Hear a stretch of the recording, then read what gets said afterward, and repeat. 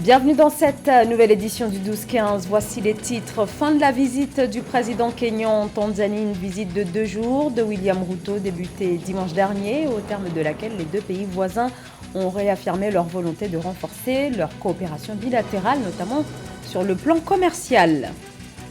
Elles sont encore nombreuses à subir les inégalités, les violences et les abus. Retour sur la journée internationale de la fille célébrée à travers le monde chaque 11 octobre. Cette 10e édition a été justement placée sous la thématique du consentement.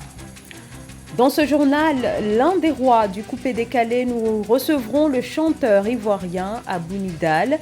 Lui qui enchaîne les tubes, nous reviendrons avec lui sur son actualité musicale, mais aussi sur son engagement citoyen autour des réalités de son pays.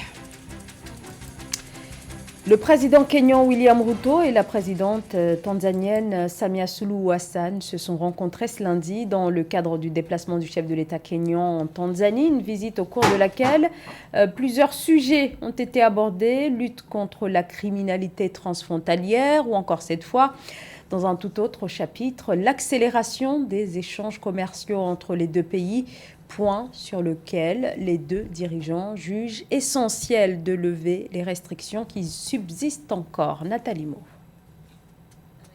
En visite officielle de 2 jours à Dodoma dans le cadre de sa tournée est-africaine, le président William Ruto a annoncé le 10 octobre 2022 l'amélioration de la coopération bilatérale entre le Kenya et la Tanzanie. Le Kenya et la Tanzanie coopéreront dans le cadre de la communauté de l'Afrique de l'Est pour résoudre les barrières non tarifaires qui continue d'entraver le commerce transfrontalier, selon le dirigeant kényan. Le président William Ruto a promis la levée de 14 restrictions commerciales en vigueur entre les deux pays.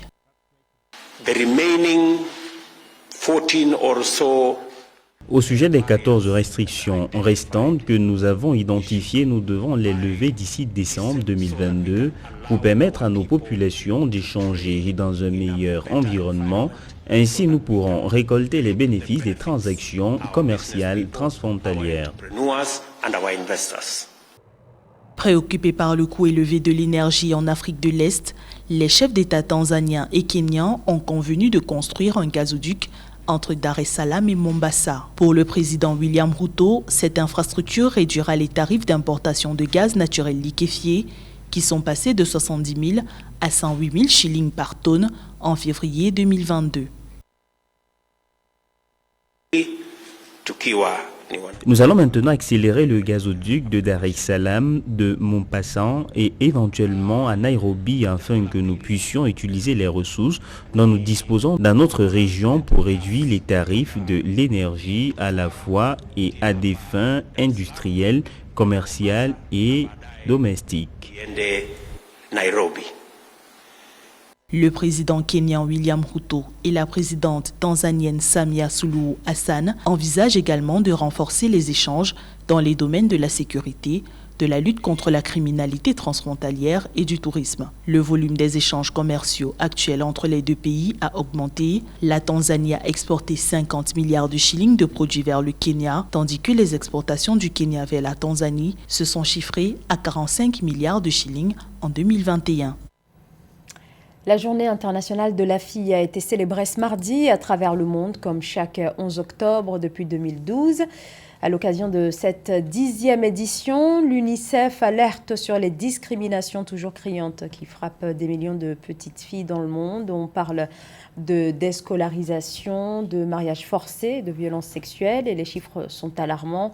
Dans le monde, une fille sur 5 est mariée à un homme adulte avant d'atteindre l'âge de 18 ans, des réalités qui nécessitent un plan d'action et de sensibilisation autour notamment de la question du consentement, qui est justement la thématique de cette nouvelle édition de la Journée internationale de la fille. Écoutez l'analyse de la militante pour les droits des femmes, Founé Diarra. Les défis et les rêves sont nombreux pour les filles en Afrique, comme pour tous les enfants du monde. Hélas, alors même que nous célébrons la Journée internationale de la fille, l'éducation n'est souvent pas une réalité pour elles sur le continent africain. Si en 2 décennies l'éducation s'est améliorée en Afrique, près de 8 enfants sur 10 de 10 ans sont encore en situation de pauvreté des apprentissages, soit le taux le plus élevé au monde. Cependant, si en théorie elles ont plus de droits aujourd'hui qu'autrefois, elles rencontrent de nombreux freins dans leur parcours. En Afrique de l'Ouest et centrale, les filles sont 2,5 fois plus susceptibles de ne pas être scolarisées que les garçons. Au niveau secondaire, elles ont 90% plus de probabilité de ne pas être scolarisées que dans les autres pays. Celles qui ont la chance d'accéder à l'éducation subissent des mariages et des grossesses précoces, qui empêcheraient 1 million de jeunes filles de retourner à l'école en Afrique subsaharienne. Elles se voient privées de toute possibilité de rêver de devenir médecin, institutrice, pilote d'avion ou avocate. La famille leur impose de se marier dès qu'elles sont réglées. La plupart du temps, entre 11 ans et bien avant l'âge de la majorité, avec un taux de prévalence de 55% au Mali. Des lois existent pour que chaque petite fille puisse disposer de son corps et décider de sa propre vie. Mais ces droits sont bafoués et elles sont contraintes d'accepter ces violations de droits humains. Violation de droits, mais plus difficile encore, la violation de leur corps par les mutilations sexuelles.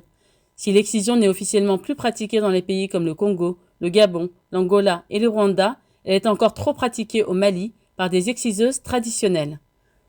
Le taux de prévalence de femmes sexuellement mutilées au Mali est de 3 sur 4 des enfants et jeunes filles de 0 à 14 ans, 9 sur 10 des femmes de 15 à 49 ans.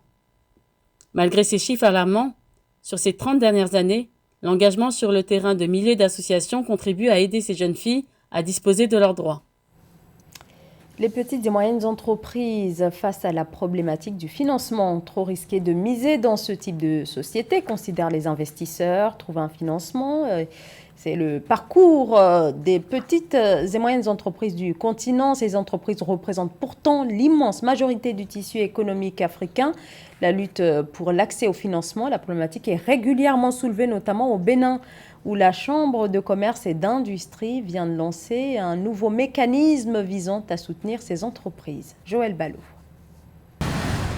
Avec un capital de 1,1 milliard de francs CFA, le Fonds d'appui catalytique et de solidarité, FACS, naît de la volonté de la Chambre de commerce de l'industrie du Bénin de pallier aux difficultés financières des petites et moyennes entreprises qui représentent 90% du secteur industriel. Lancé au premier trimestre 2022, le FACS, comme l'indique le président de la Chambre de commerce de l'industrie, Arnold Akakpo, insiste sur la mobilisation de financement auprès des partenaires pour financer les jeunes entreprises innovantes. Dans l'entrepreneuriat, ce qui doit être la lettre motive ne doit pas être de l'argent pour nous. C'est beaucoup plus des idées. Et c'est pour ça que nous avions jugé bon de créer ce fonds le 4 mars passé, c'est récent, pour pouvoir aider le plus grand nombre des startups, des débutants, des gens qui ont des idées innovantes pour pouvoir développer leurs activités. Pour Arnold Akakpo, ces dons vont permettre de stimuler la croissance des PME, soutenir les jeunes entreprises dont la croissance est contrainte par un manque de financement traditionnel. Nous avons jugé bon d'apporter un soutien à ces jeunes qui ont des idées pour pouvoir transcrire leurs idées à des rêves. Pourquoi pas, pour que nous ayons d'ici 20 ans, 30 ans, beaucoup de capital industriel dans notre pays. Parce qu'elles fournissent environ les 4/5 de tous les emplois du secteur privé, les PME sont l'épine dorsale de l'économie du Bénin. C'est pourquoi, avec l'aide de ses partenaires, la vision stratégique de la CCI Bénin est d'amener les entreprises à repenser leur modèle opérationnel, bâtir une communauté d'affaires plus forte, plus résiliente et diversifiée. Réduire les importations alimentaires passe nécessairement par le développement des différentes filières agricoles. Sur cette question, le Congo-Brazzaville dit miser notamment sur les zones agricoles protégées qui recouvrent différentes filières de l'agriculture. Pour l'heure, il n'en existe qu'une douzaine sur l'ensemble du territoire, sur la centaine promise par le gouvernement d'ici 2026. Reportage d'Eva Panzou. Le ministère de l'Agriculture, de l'Élevage et de la Pêche a lancé la 12e zone agricole protégée le 1er octobre 2022 dans la localité de Olongoné, située dans le département de la Cuvette. Preuve tangible que le projet lancé en septembre 2021 et qui constitue la stratégie du gouvernement visant à développer l'agriculture demeure prometteuse. Nous avons opté pour une stratégie de mobilisation des Congolais fondée sur la création de ce que nous appelons des zones agricoles protégées. Donc le regroupement ou l'agglomération des acteurs sur des espaces préparés par le gouvernement. Et nous pensons que cette stratégie qui se déploie à la fois au niveau de la production végétale, au niveau de l'élevage et même de la pisciculture pourra donner des résultats. Donc nous sommes actuellement sur la mise en œuvre de cette stratégie. Les zones agricoles protégées sont d'abord des espaces aménagés par l'État congolais. Il identifie les terres d'une superficie de 100 hectares, il construit des habitations, laboure, pulvérise, met en place un système d'irrigation, accompagne les acteurs sur l'acquisition des intrants, des semences. Les zones agricoles protégées accélèrent la croissance de la production alimentaire et sont également l'occasion pour nous de réduire le chômage puisque les acteurs ne sont plus considérés comme étant des chômeurs. Et en général, une zone agricole protégée a 150 producteurs. Et c'est également l'occasion pour nous de développer le tissu économique local, de contribuer donc à la diversification de notre économie. Le gouvernement de la République du Congo importe pour plus de 700 milliards de francs CFA de produits alimentaires à cause de sa faible production locale. Le développement de l'agriculture va créer les conditions d'une sécurité alimentaire, de la baisse des importations et ramener la courbe du chômage de 11,4% à 6% grâce aux emplois qui seront créés. Et maintenant, on accueille l'un des leaders du coupé-décalé. Il en est l'un des pères fondateurs, Abou Nidal, chanteur, producteur, compositeur, un artiste que l'on ne présente plus, artiste ivoirien. À côté de son métier dans la musique, il est également très engagé sur le front social. Abou Nidal, dit le Waraboss, est notre invité. Bonjour à Abou Nidal. Bonjour. Bienvenue sur ce plateau. Merci. Alors, Abou Nidal, un nom qui reste indissociable du coupé-décalé. Ouais. Qu'est-ce que ça vous fait d'avoir autant, en tout cas à ce point, marqué ce mouvement qui fête cette année d'ailleurs ses 20 ans et comment a débuté cette aventure? Alors, il faut dire déjà que le coupé-décalé, avant d'être un mouvement musical, c'est un mouvement d'abord de solidarité. C'est des jeunes Ivoiriens qui se sont retrouvés à Paris, en Europe, et ils ont décidé de marcher ensemble. Donc, on est à l'initiative de ce mouvement qui est à sa 3e voire 4e génération. Alors, le coupé-décalé est né en 2002. Avant tout propos, je vais rendre hommage au père fondateur créateur, mon ami et frère Douksara, qui nous a quittés le 12 octobre 2006. Donc, ça fait 16 ans. Alors, Stéphane, que la tête soit légère. Et je demande à tous les fans de Stéphane de continuer à acheter ses œuvres. Merci. Alors, quelle est la force à Bouara aujourd'hui du coupé-décalé?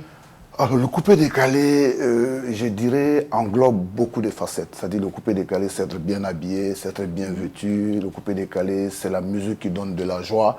C'est un mouvement qui est né en 2002 lorsque le pays traversait une crise sociopolitique. Donc, c'est un mouvement qui a mis la joie dans le cœur des jeunes Ivoiriens d'abord et des jeunes Africains de manière générale. Alors, ça fait 20 ans que le mouvement existe. Quelles sont les évolutions les plus notables que vous notez au sujet du coupé-décalé? Alors, il faut dire que ça a permis d'abord à créer de l'emploi, parce que ça a sorti pas mal de jeunes du néant. Pas mal de jeunes artistes aujourd'hui sont devenus de grands artistes. Je vais citer Serge Beno, Baby Philippe, qui sont des purs produits du coupé-décalé, Kérosène Didier, qui fait le tour aujourd'hui du monde à travers ce concept musical.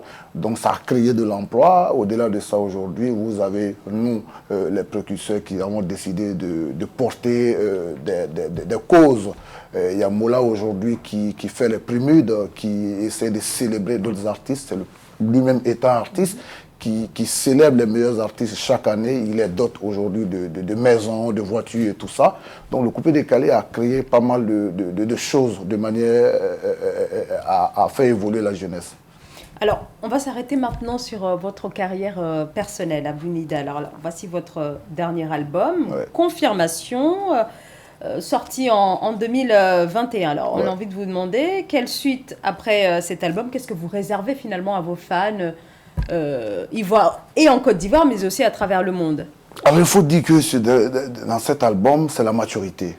On confirme parce que c'est un album qui est très varié, qui est très arc-en-ciel, avec des collaborations, avec de grands artistes. Et au-delà de la musique aujourd'hui, il y a la maturité, et évidemment, parce que le coupé-décalé, ce n'est plus aujourd'hui que la danse. Le coupé-décalé a décidé d'accompagner l'éducation, d'accompagner la santé. Donc, le b.a.-ba de ce mouvement, c'était d'abord de faire danser. Mais à côté de la danse aujourd'hui, on a porté des projets. Donc on va continuer à faire danser, mais on dira aux jeunes d'aller à l'école parce que l'éducation est l'arme la plus puissante pour changer le monde. Alors c'est là où on en vient à votre engagement. Donc il y a le coupé-décalé, il y a l'aspect musical, mais il y a aussi un côté engagement que... voilà. Et vous êtes engagé depuis 2012 dans diverses activités humanitaires autour de l'éducation, mais aussi la santé. L'engagement est un élément central dans votre carrière? Bien sûr, c'est un élément central parce que c'est un mouvement qui a, comment dirais-je, toute la jeunesse africaine s'est approprié ce mouvement. Or, la base du monde aujourd'hui, c'est les jeunes. Et c'est ces jeunes-là qui ont fait de nous ce que nous sommes. Donc aujourd'hui, si j'ai décidé d'aller vers ces jeunes-là pour leur dire d'aller à l'école, parce que nous disons que l'éducation, savoir lire et écrire est fondamental. Donc on ne va plus que faire danser les jeunes, ça fait 20 ans, il y a la maturité. Danser oui, mais allez-y d'abord à l'école. Alors, voilà. Qu'est-ce que vous entreprenez concrètement sur le terrain pour voilà, justement inciter les enfants mais surtout les parents à scolariser les enfants, mais il s'agit aussi de donner finalement des moyens. Parce Tout à fait. Bien souvent, c'est par faute de moyens que les enfants ne sont pas scolarisés. Alors, il faut dire déjà que... entrepris sur le terrain. Alors, nous, on a mis ce projet, le Waratou, qui est la caravane itinérante qui vise à célébrer l'école, à combattre tout ce qui est mot en milieu scolaire, dont les grossesses précoces, la consommation de drogue, le tabagisme, les violences en milieu scolaire. Donc, chaque année, on essaie de doter les enfants de manuels scolaires, d'ordinateurs portables, de tablettes éducatives. Et après, 3 mois après, vous avez cette caravane d'excellence qui détecte et qui célèbre les meilleurs élèves, et on essaie aussi de les accompagner dans les universités privées, dans les écoles d'excellence pour faire le suivi. Donc un suivi très, voilà, très disons, un suivi de très près des élèves ivoiriens. Et ça, c'est à travers toute la Côte d'Ivoire. À travers toute la Côte d'Ivoire. Là, nous venons de terminer, nous avons sillonné cette année 10 régions de la Côte d'Ivoire. Et nous avons pu récompenser tous ces meilleurs élèves qui se sont démarqués au cours de l'année académique. C'est aussi ça, désormais, le coupé-décalé. Merci beaucoup. Alors, on voit d'ailleurs quelques images de vous et de votre tournée et des différentes actions entreprises sur le terrain. Abou Nidal, merci beaucoup. Merci d'avoir été notre invité. Je rappelle votre album, Confirmation, dernier album de l'artiste de coupé-décalé, Abou Nidal. Merci beaucoup. Merci, c'est moi. Et merci à vous de nous avoir suivis. Dans un instant, une nouvelle édition de l'actualité sur Africa 24.